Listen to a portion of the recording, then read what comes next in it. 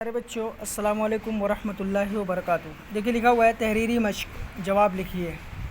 پہلا سوال ہے، ابن بطوطہ نے اپنے سفر نامے میں ہندوستان کے کس بادشاہ کا ذکر کیا ہے؟ اس کا جواب ہے ابن بطوطہ نے اپنے اس سفر نامے میں ہندوستان کے بادشاہ محمد بن تغلق کا ذکر کیا ہے۔ ابن بطوطہ نے اپنے اس سفر نامے میں ہندوستان کے بادشاہ محمد بن تغلق کا ذکر کیا ہے۔ سوال نمبر 2 ہے، بادشاہ کو جب شہاب الدین کو راستے میں لوٹ لیے جانے کی خبر ملی تو اس نے کیا حکم دیا؟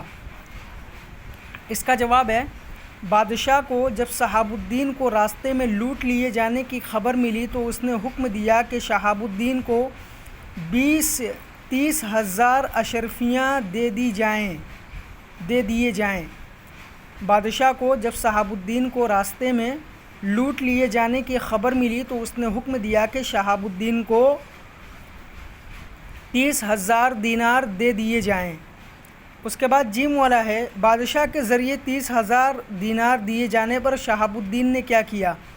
شہاب الدین نے اپنے وطن ہرمز میں جا کر بادشاہ کی دی ہوئی دولت سے عالی شان مکان بنوایا، ہے نا۔ شہاب الدین نے اپنے وطن ہرمز میں جا کر بادشاہ کی دی ہوئی دولت سے عالی شان مکان بنوایا۔ اس کے بعد ہے چوتھا سوال، شہاب الدین کے جواب پر بادشاہ نے کیا کیا؟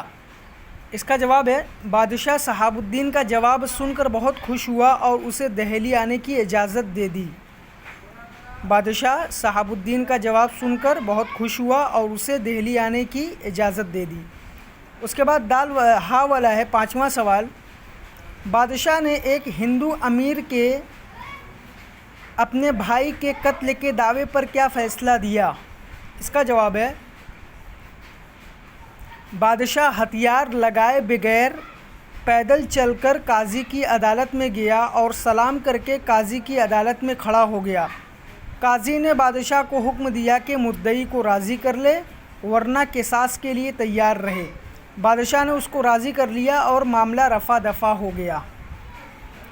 بادشاہ ہتھیار لگائے بغیر پیدل چل کر قاضی کی عدالت میں گیا اور سلام کر کے قاضی کی عدالت میں کھڑا ہو گیا۔ قاضی نے بادشاہ کو حکم دیا کہ مدعی کو راضی کر لے ورنہ قصاص کے لیے تیار رہے۔ بادشاہ نے اس کو راضی کر لیا اور معاملہ رفع دفع ہو گیا۔ اس کے بعد ہے 6 نمبر کا سوال ہے، نماز کی ادائیگی کے بارے میں بادشاہ کا کیا رویہ تھا اور اس کے لیے اس نے کیا حکم دے رکھا تھا؟ اس کا جواب ہے نماز کی ادائیگی کے بارے میں بادشاہ بڑا سخت تھا۔ اس کا حکم تھا کہ جو شخص جماعت سے نماز نہ پڑھے اسے سزا دی جائے۔